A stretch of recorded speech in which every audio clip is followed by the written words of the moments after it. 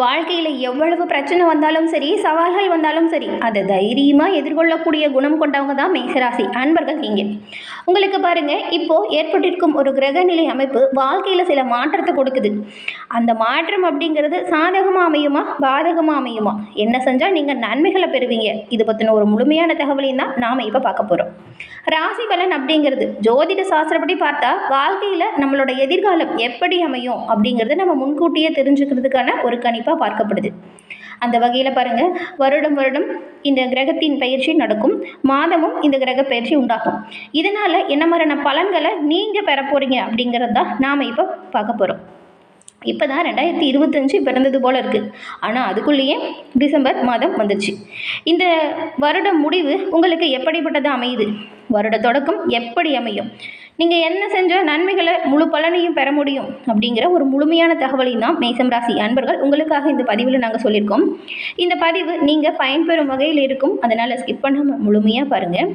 உங்களுடைய சொந்த ஜாதக கணிப்பை நீங்கள் எளிய முறையில் தெரிஞ்சுக்க விரும்புனா டிஸ்கிரிப்ஷனில் பாருங்கள், மொபைல் நம்பர் கொடுத்துருக்கோம். அந்த நம்பருக்கு நீங்கள் ஃபோன் பண்ணாலே போதும். உங்கள் ஜாதக கணிப்பை பாருங்கள், எளிய முறையில் நீங்கள் தெரிஞ்சுக்கலாம். எல்லா வகையிலுமே முன்னேற்றத்துக்கு இந்த ஒரு விஷயம் உதவியாக இருக்கும், தவறாமல் யூஸ் பண்ணிக்கோங்க. அதே போல் செவ்வாய் பகவானை ராசி அதிபதியாக கொண்டவங்க நீங்கள் அப்படிங்கிறதுனால பெரும்பாலும் நீங்கள் பாருங்கள், செவ்வாய்க்கு அதிபதியாக இருக்கக்கூடிய முருகப்பெருமானை நீங்கள் செவ்வாய்க்கிழமையில் வழிபாடு செய்யுங்க. இதை தொடர்ந்து செஞ்சுட்டு வாங்க. நீங்கள் கூடிய விரைவில் நன்மைகள் வந்து சேருவதை கண்கூடாக காண்பீங்க. அதுவும் இப்போ கூட ஒரு பிரார்த்தனையை நினச்சிக்கிட்டு சரவண பவ முருகா போற்றி அப்படிங்கிற மந்திரத்தையும் 3 முறை மறக்காமல் பதிவிடவும் செய்யுங்க. அப்படி செய்யும்போது மனமாற முருகப்பெருமான பிரார்த்தனை செஞ்சுட்டு நீங்கள் அந்த பதிவு செய்யுங்க.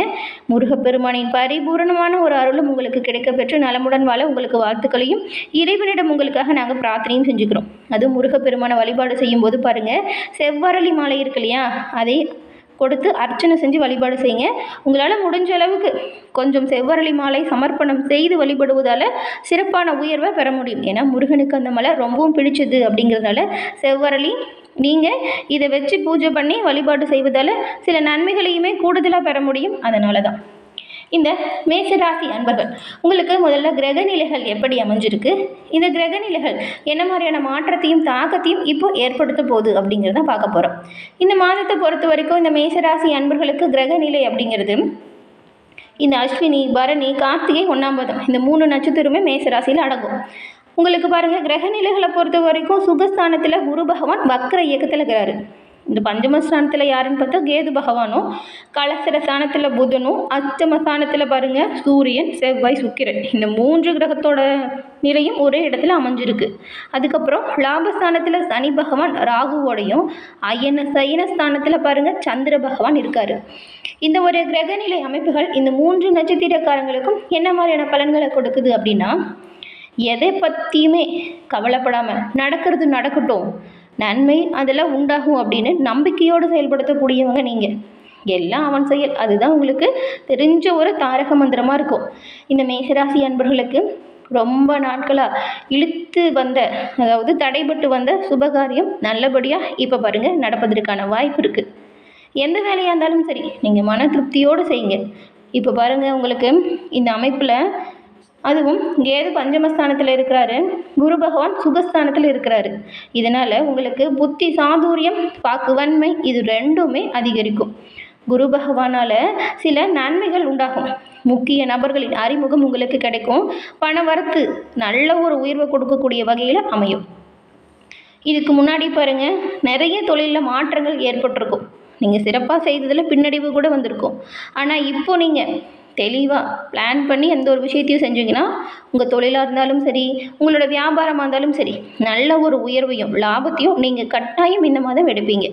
தொழில் வியாபாரத்தை இன்னும் வேறு இடத்துக்கு நல்லா பெருசாக மாற்றலாமா அப்படிங்கிற எண்ணம் கூட அதிகரிக்கும். லாபம் உண்டாகும். நீங்கள் முருகப்பெருமானை தொடர்ந்து வழிபட்டுட்டு தொழில் வியாபாரத்தை தினம்தோறும் ஈடுபடுங்க, நன்மை பிறக்கும். அதுவும் பாருங்கள், உத்தியோகத்தில் இருக்கிறவங்களுக்கெல்லாம் நீங்கள் ரொம்ப நாளாக எதிர்பார்த்து காத்திருந்த இடமாற்றம் கூட கிடைப்பதற்கு வாய்ப்பு இருக்குது. பெரும்பாலும் நீங்கள் பாருங்கள், உங்களுக்கு கொடுக்கப்பட்ட பணிகளை சிறப்பாக செஞ்சு முடிங்க. சில தடங்கள் பிரச்சனை வரத்தான் செய்யும். ஆனாலும் அதை கண்டு மனம் தளராமல் துணிச்சலாக உங்களுக்கு கொடுக்கப்பட்ட பணிகளை சிறப்பாக செஞ்சால் பதவி உயர்வு, ஊதிய உயர்வை கூட நீங்கள் இப்போ பெறுவீங்க. அதே போல் ஆபத்து வரும் அப்படின்னு சொன்னோம் இல்லையா, அந்த ஆபத்து அப்படிங்கிறது கிரகநிலைகளை பார்க்கும் பொழுது நீங்கள் உங்களோட பொருட்களை வெளியூருக்கு அனுப்புகிறீங்கன்னு வச்சுக்கோங்களேன், இந்த தொழில் வியாபாரம் செய்கிறவங்களாம் அதை அனுப்பும் பொழுது கவனமாக அனுப்பணும். அதே போல் உங்கள் கண் பார்வையில் தான் உங்களோட அனைத்து வேலைகளுமே நடக்கணும். மற்றவங்கக்கிட்ட உங்களோட பொறுப்புகளை ஒப்படைக்காமல் உங்களுக்கான பணிகளை நீங்களாக செஞ்சால் நன்மைகளை பெறலாம். மற்றவங்கக்கிட்ட கொடுக்கும் பொழுது அதில் ஏற்படுகிற பிரச்சனைக்குமே நீங்கள் தான் முழு பொறுப்பை ஏற்கிற மாதிரி இருக்கும். அதனால் தொழில் வியாபாரத்தில் கவனமாக இருங்க. கவனம் இல்லைன்னா கட்டாயம் ஏதாவது பிரச்சனைகளை நீங்கள் சந்திக்கிற மாதிரி சூழல் உருவாகும். அது மட்டும் இல்லாமல் வண்டி வாகனத்தில் நீங்கள் போகும் பொழுது கவனமாகவும் எச்சரிக்கையாகவும் இருக்கணும். உங்களை பற்றி யாராச்சும் வீணாக அவதூறு பேசுனாங்கன்னா அதையுமே கண்டுக்காமல் ஒதுங்கி போகிறது ரொம்பவும் நல்லது. இல்லைன்னா வீண் அலைச்சல், இது கொஞ்சம் மன சஞ்சலம், இந்த மாதிரியான பிரச்சனையை ஏற்படுத்திடும். நீங்கள் இப்போ தொழில் வியாபாரம் சிறப்பாக இருக்கக்கூடிய காலகட்டம் இது அப்படிங்கிறதுனால முழு கவனத்தையும் தொழில் வியாபாரத்தையும் விரிவுபடுத்துவதற்கான வேலையில் ஆரம்பிங்க. மற்றபடி நீங்கள் 3ஆம் நபரின் ஆலோசனை ஏற்கிறதோ, மற்றவங்க ஒன்று சொல்கிறாங்கன்னு அவங்கக்கிட்ட சண்டை சச்சரவு செய்கிறதும், இது எல்லாமே தவிர்த்தால் உங்களுக்கு எந்த ஒரு ஆபத்தும் வராமல் முருகப்பெருமானின் அருளால் நன்மையை நீங்கள் பெறலாம். கவனமாக இருக்கணும், எச்சரிக்கையாக இருக்கணும், விட்டு கொடுத்து போகணும், அனுசரித்து நடந்துக்கோங்க. ஏன்னா இந்த காலம் ரொம்பவுமே நல்லதாக இருக்கிறதுனால நீங்கள் வரக்கூடிய தடை தாமதத்தை நினச்சிக்கிட்டு மனசஞ்சலப்படாதீங்க. எதிர்காலத்துக்காக சேமிக்க தொடங்குங்க. எல்லா அமைப்புமே நல்லா இருக்குது. அதனால் வாய்ப்புகளை நல்லா உருவாக்குங்க. அந்த வாய்ப்புகளை சரியாக பயன்படுத்துங்க. நன்மைகளையும் உயர்வுகளையும் நீங்கள் கட்டாயம் பெறுவீங்க. கவனமாக என்ன விஷயத்திலும் இருங்க. எந்த ஒரு ஆபத்தும் நெருங்காமல் நீங்கள் உங்களை பாதுகாத்துக்கலாம். பெண்களை பொறுத்த வரைக்கும் பாருங்கள், நீங்கள் செய்கிற ஒவ்வொரு வேலையிலையுமே மன திருப்தியோடு செஞ்சு மகிழ்ச்சியடைய போகிறீங்க. அதுவும் உங்களோட சாமர்த்தியமான பேச்சின் மூலம் சில வெற்றி வாய்ப்புகளையுமே பெறுவீங்க. இதனால் பணவரத்து அதிகரிக்கும். கலைத்துறையில் இருக்கிறவங்களுக்கு நன்மைகள் நடக்கும் ஒரு சிறப்பான காலகட்டம் இது.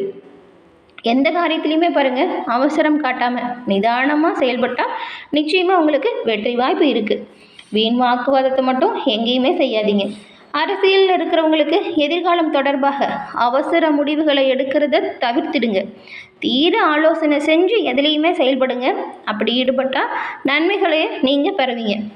மாணவர்களை பொறுத்த வரைக்கும் கல்வியில் நல்ல ஒரு தேர்ச்சி பெறும் வாய்ப்பு இப்போ இருக்குது.